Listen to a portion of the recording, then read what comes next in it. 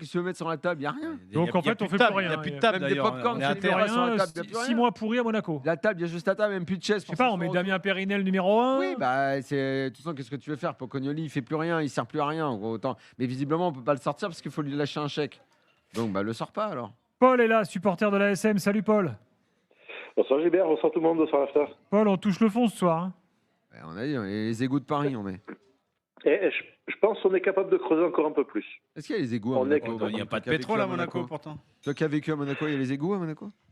Oui, Non, forcément, forcément, il y a mais les je pense que si on cherche un peu, on est capable de trouver quelque chose. Je sais pas, des diamants, de la dignité, un peu d'honneur, un peu de réaction. On est capable de chercher un petit peu. Il faut creuser un peu plus. En 2 matchs, entre le week-end de Lorient ce soir, 9 buts. Bah, si on était un peu patient, si on en mettait un contre notre camp en fin de match, on faisait la barre des 10. C'est pas mal. Ça, une stat comme ça, dans l'histoire de Monaco, franchement, ça n'a pas dû arriver souvent. 9 buts encaissés en 2 matchs. En tout cas, moi, je ne l'ai jamais fait. J'ai jamais fait Non, un mais Monaco. Monaco, jamais. c'est Ça n'est jamais Je fait. l'ai La vu, série que Monaco vit cette année et l'enchaînement qu'ils ont fait entre... parce qu'on dit Lorient, mais on oublie les matchs d'avant qui est aussi mémorable. Lens, Rennes, Lorient l'aller. Non, mais Monaco, on parle pas de n'importe quel club dans l'histoire du foot français. Hein. C'est un club important. Non. Hein. C'est un club on important. parle d'un club pas qu'important, même majeur. Voilà. 8 titres de champion de France. Et là, en ce moment, ils sont absolument minables. Ils sont minables parce que même quand il y a eu des années un peu de creux, des années un peu d'absence dans les années 2000, eh bien, comme on essayait de se battre, il y avait quand même la direction qui était là à se battre.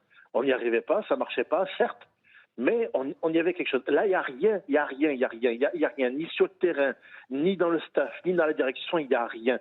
Là, il y a tout le premier étage du club qui est en péril. Là, tous les joueurs... il n'a pas encore un de ses amis à nommer, parce qu'il nomme des amis à lui un peu partout, là. Oui, les gendres, les beaux-frères, les machins, et toute la famille est nommée à tous les postes. C'est terrible. Et quand c'est pas la famille Ribeau-le-Fleuve, c'est la famille du prince. Alors j'ai un immense respect pour Monseigneur, mais on ne peut pas mettre juste des copains, des amis et des proches dans un club. C'est un club professionnel de foot de niveau européen. C'est pas l'association du petit village à Jurançon ou à Rosdenay qui fait le petit rugby de clocher le week-end. Qu'est-ce que tu ferais, toi?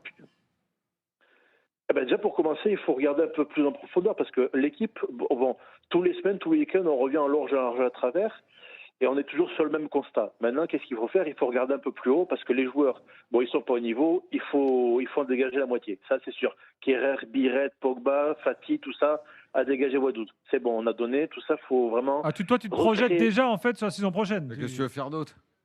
Mais elle est finie, Gilbert, elle est finie. Qu'est-ce que tu veux qu'on fasse? Le pronostic est facile à poser, il faut ouvrir les yeux. Le prochain tour de Coupe de France, on se fait sortir. Là, dans les 2-3 prochains tours, on va tomber face à un club de Ligue 1, on va se faire... on va se faire sortir. On va se faire sortir simplement parce qu'on n'est pas capable. Il y a cette équipe cette année. Tout le monde dit qu'il y a des individualités, il y a des beaux joueurs. Mais tous ceux qui ont des prétentions pour la Coupe du Monde, ils peuvent l'oublier. La Coupe du Monde, ils peuvent l'oublier. C'est pas en jouant de cette manière-là qu'ils vont être sélectionnés. À Cliouche, si on veut être dans le top des joueurs de l'équipe de France... Donc toi, tu dis Pocognoli, ça sert à rien de le virer après tout. Gardons-le. Ça fait quelques économies. Mais Pocognoli, dans l'état tel quel, d'un côté, il ne sert à rien, mais il n'est pas vraiment coupable. On l'a mené en plein milieu de saison, une saison qui était déjà pourrie, avec une mentalité, une cohésion qui est pourrie, un effectif qu'il n'a pas choisi, un staff dont les 3/4 sont des tanches et des brancs qui sont là, pour certains, depuis 2018, qui font stagner le club. Lui, il veut faire tout ce qu'il peut, mais il est seul. Il est seul dans un milieu de branques et de tocards. Il faut dégager tout ça. Parce que dans le staff, il y a quand même des espèces de bons à rien, d'incompétents, qui squattent avec des salaires plus ou moins mirobolants et qui n'ont rien à foutre.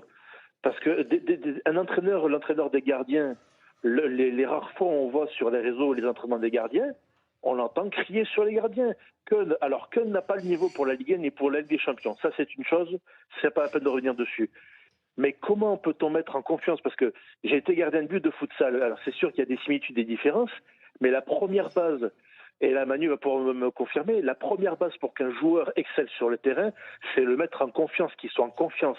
Un joueur stressé, inquiet, qui n'est pas bien ni dans sa tête ni dans son corps parce qu'il n'y arrive pas, ça sert à rien de le mettre dessus. Il va s'effondrer et il va continuer à encaisser. Keun, le pauvre, depuis qu'il arrive à Monaco, il prend le relais de gardiens qui ont été aussi mauvais, voire plus avant lui. et il prend le bouillon de tous les côtés. Il y a eu quelques matchs où il y a quelques bons arrêts. Je te propose d'écouter ton coach, Pocognoli, c'était il y a quelques minutes après le match.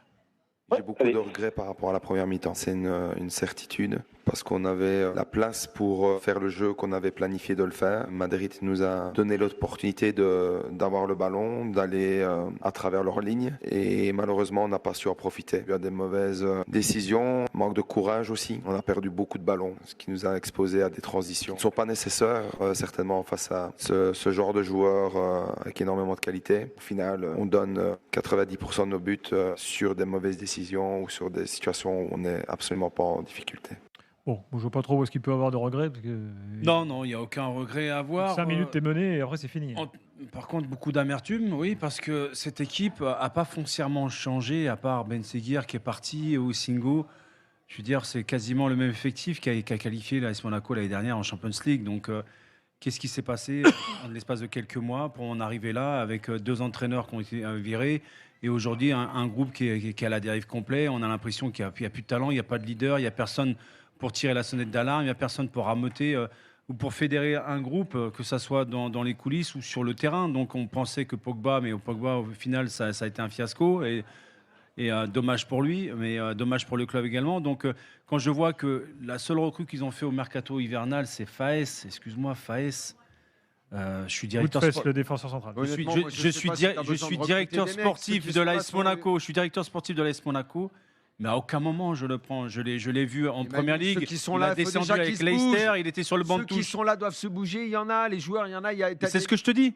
Ils se sont qualifiés l'année dernière en Champions League. Donc cette équipe est capable de faire. Quand tu vois les résultats de l'AS Monaco cette année, quand tu les vois qu'ils choisissent leur match et qu'ils sont capables de se hisser au niveau du match, au niveau de l'enjeu du match. En Champions League, ils l'ont fait depuis le début de saison. Ils l'ont fait contre le Paris Saint-Germain en championnat également. Donc, quelque part, tu te dis, c'est allé où la réalité? C'est le 6-1 de ce soir, c'est les résultats médiocres et les prestations très mauvaises qu'ils ont affichées ces dernières semaines, ou c'est ce qui s'est passé par intermittence sur des matchs à grande envergure, en sachant que cet effectif-là,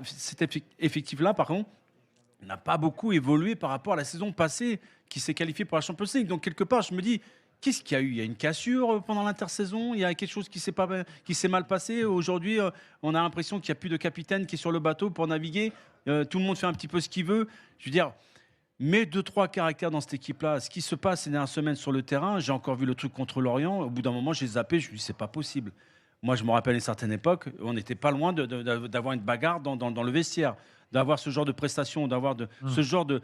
on baisse les bras tout de suite quand on a une difficulté sur le terrain. Ce n'est pas possible. Et je remarque ça depuis des mois du côté de l'AS Monaco. Ce soir, Edgar, tu l'as dit, tu es dans les coursives du stade.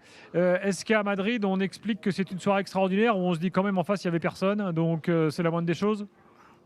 Alors un peu des deux, comme souvent on regarde beaucoup les individualités à Madrid et celui qui ressort ce soir c'est aussi Vinicius, alors parce que Mbappé met un doublé, mais Mbappé à la limite on a l'habitude qu'il soit performant. C'est vrai que Vinicius sortait d'un moment très très compliqué, il avait été sifflé et ce soir il a été beaucoup moins sifflé par le public. Il signe 2 passes décisives, il signe un but aussi, et donc ce qui se dit ici c'est qu'il s'est un petit peu racheté pour ces dernières semaines et d'ailleurs tous ses coéquipiers qui ont pu parler devant les différentes télés ou ici en zone mixte, c'est surtout ça qu'ils ont retenu, c'est-à-dire le Vinicius un peu plus conquérant, beaucoup plus décisif, et le Vinicius que eux avaient envie de voir et que eux connaissent. C'est ce qu'ils disent et c'est ce qu'a dit Aurélien Tchouameni, je crois que c'était pour Movistar qui est l'un des diffuseurs de la Ligue des Champions. Il dit ça c'est mon Vinicius, et donc c'est surtout ça qu'on retient côté madrilène ce soir.